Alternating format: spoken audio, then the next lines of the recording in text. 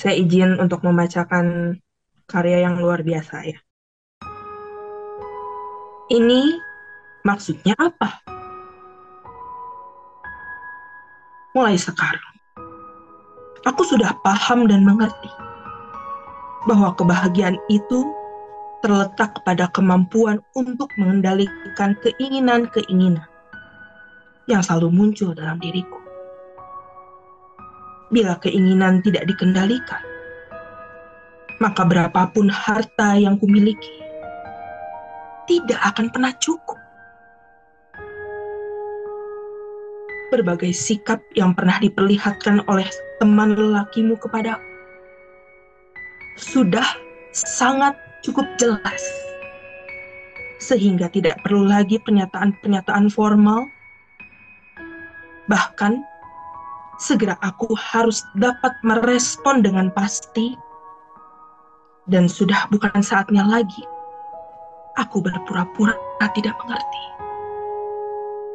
Sehingga terpaksa aku katakan kepada lelaki yang tergila-gila mencintaimu, silahkan bersaing secara terbuka. Bila memang engkau mampu, tak usah berbelit-belit dan banyak rekayasa. Lalu apa dosaku ketika perempuan yang sangat engkau gandrungi itu mengatakan bahwa aku lebih baik dari kamu? Dia tidak menjawab sepatah kata pun. Hanya saja dengan emosi yang terlukis di wajahnya yang sangat jelas. Sambil melempar rokok yang baru dinyalakan dan baru dihisap satu kali. Lalu dia pun pergi menjauh tanpa menoleh.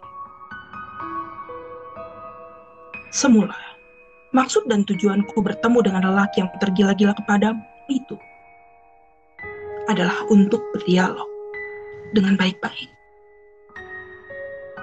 Tapi ternyata dia ketakutan. Barangkali kebodohannya terbongkar. Sehingga sikapnya yang tidak terkendali dan keamarahannya yang meledak-ledak itu dengan jelas menggambarkan moralitasnya. Aku ingin jujur saja kepadamu, wahai kekasihku. Aku tidak tahu apa yang harus aku lakukan terhadapmu untuk meyakinkanmu supaya cintaku tidak bertepuk sebelah tangan. Seperti halnya aku juga tidak tahu kebajikan apa yang harus aku lakukan di dunia ini yang nantinya dapat menghantarkan diriku untuk masuk ke dalam surga. Yang penting bagiku adalah selalu berbuat baik kepada siapapun tanpa pilih bulu. Ketika aku tidak mampu berbuat kebaikan, setidaknya aku tidak menyakiti siapapun. Aku ingin seperti apa adanya, tanpa kepura-puraan. Dan aku tidak peduli dengan komentar-komentar orang. Omongan-omongan tidak akan pernah selesai, apapun yang aku lakukan. Semua orang bisa menjadi filsuf ketika bercerita tentang kehidupan orang lain. Tetapi ketika mereka bercerita tentang diri mereka sendiri, ternyata tidak ada yang jujur. Akhirnya hanya aku sendiri yang dapat merasakan ketika beban kehidupan yang harus kupikul sudah di atas batas kemampuanku. Kepribadianku menjadi berubah total dan kondisi jiwaku menjadi tidak terkendali tanpa aku sadari. Dan selanjutnya muncul perasaan yang aneh-aneh. Padahal dari sejak dulu sikapku bersahaja dalam bergaul dengan siapapun. Kubiarkan saja orang-orang yang berburuk sangka kepadaku, sehingga yang demikian aku tidak dikejar-kejar oleh rasa berdosa. Dan kubiarkan saja mereka memikul dosa praduga buruk mereka sendiri. Mungkin yang menyebabkan aku merasa tertekan dengan beban yang berat dalam diriku ini adalah dikarenakan aku terlalu sering berpura-pura tidak mengerti. Pada saat sebenarnya aku sudah paham betul.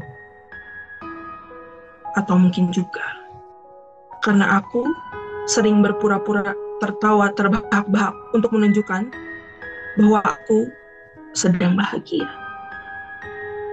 Padahal sesungguhnya aku sedang dirunduk kesedihan.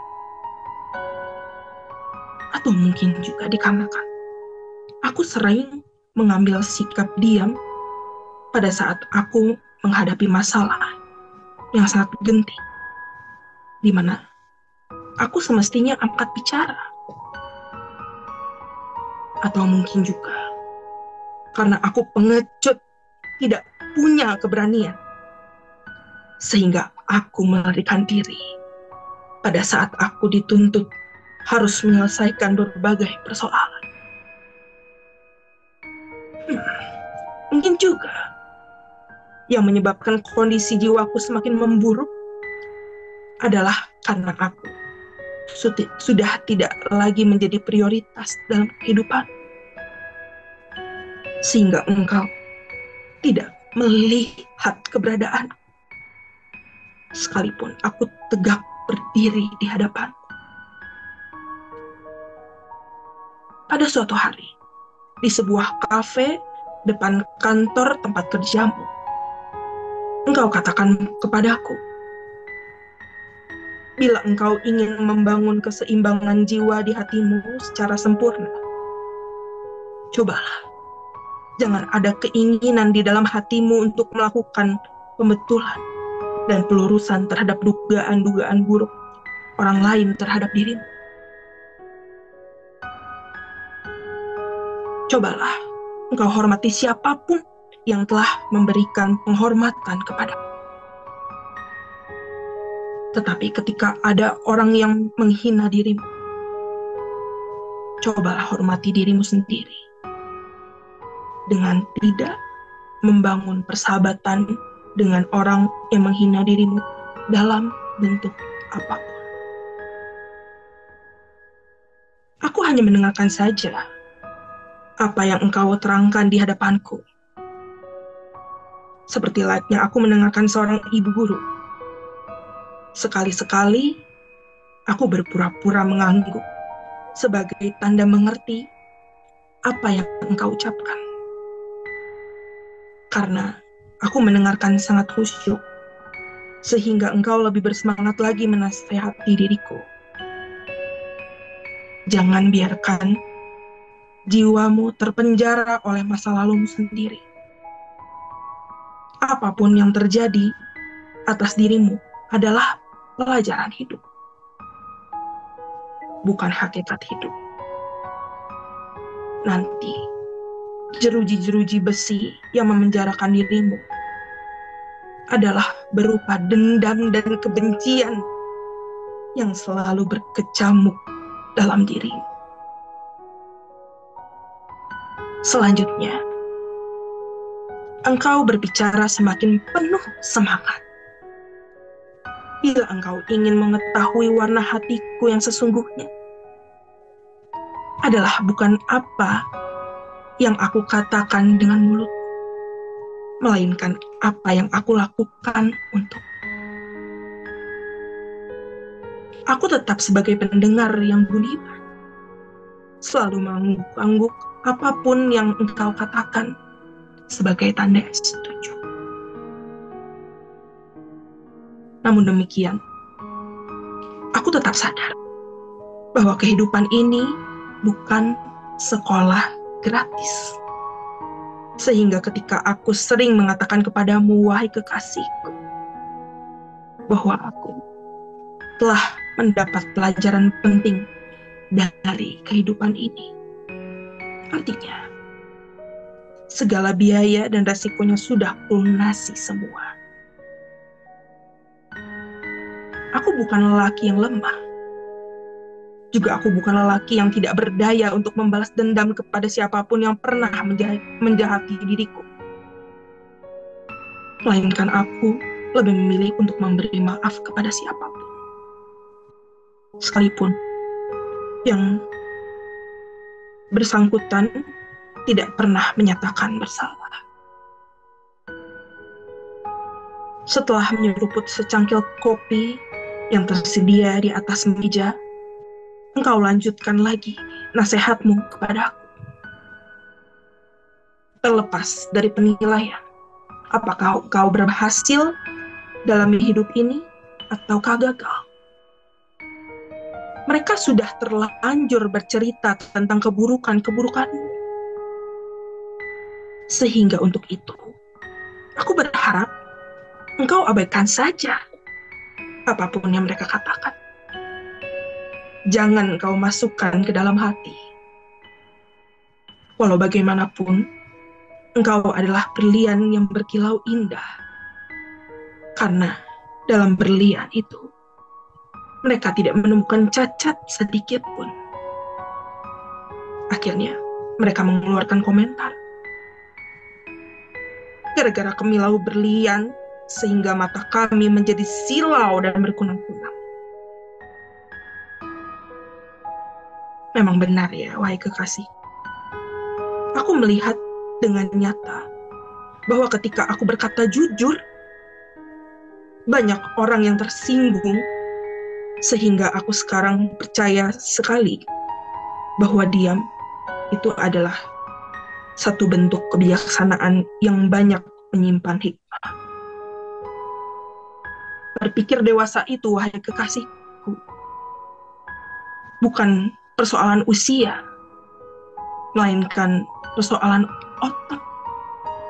Sebab usia tidak lebih hanya merupakan bilangan hari.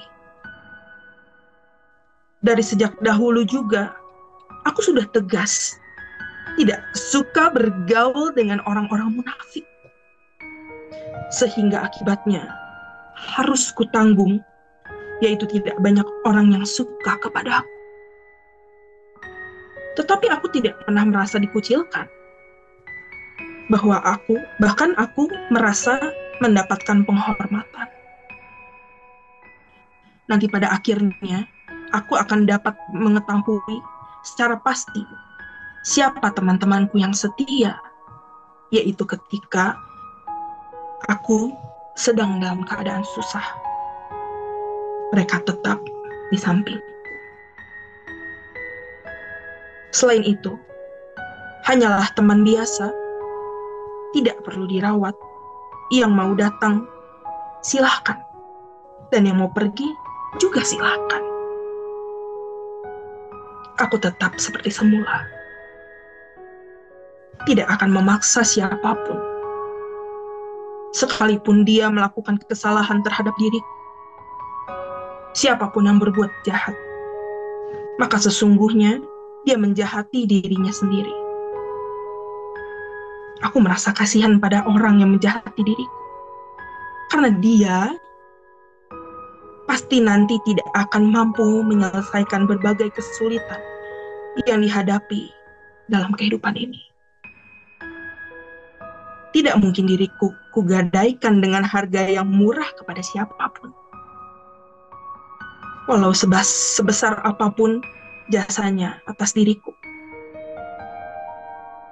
Bila memang engkau mencintaiku, wahai kekasihku, aku yakin engkau pasti datang dan menyambut cintaku. Kemudian engkau akan tetap selalu berada di sampingku. Tetapi bila engkau tidak mencintaiku, suatu hari engkau akan mencari-cari alasan untuk pergi meninggalkan diriku. Andaikan nanti engkau mengkhianati diriku, mudah-mudahan tidak sampai terjadi.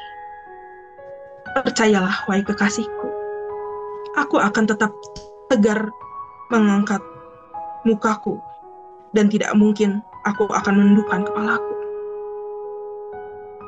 Karena tetap saja, aku yang akan jadi pemenang dalam merawat kesetiaan. Sekitar jam 10 malam, engkau datang ke rumahku sendirian dengan mengendarai sepeda motor berwarna biru. Langsung saja, tanpa basa-basi, engkau menyampaikan maksud dan tujuanmu kepadaku. Bila engkau benar-benar mencintaiku, datanglah malam ini juga ke rumahku. Secara resmi, engkau melamar. Mumpung malam ini bapakku sudah berubah pikiran. Lelaki yang digadang-gadang untuk menjadi suamiku ternyata terbongkar kepalsuannya. Malam ini juga ya, kataku, tanyaku kurang yakin. Ya, jawabmu tegas sambil mengangguk mantap. Mengapa harus malam ini? Tanyaku penasaran. Pikiran bapakku selalu berubah-ubah. Mumpung sekarang hatinya sedang melunak, jelasmu lebih lanjut. Akhirnya aku terpaksa menuruti keinginan untuk melamarmu malam itu juga. Sesampainya di rumahmu, ternyata gelap gulita, tidak ada lampu yang menyala. Semua pintu terkunci rapat. Tanpa kusadari, pertanyaan meluncur sendiri dari mulutku.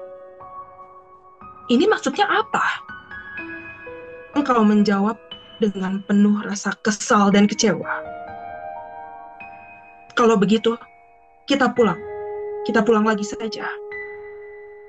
Malam ini, terpaksa aku menginap di rumahmu. Indramayu, 7 Mei 2023, Abdul Syakur Yasin. Terima kasih.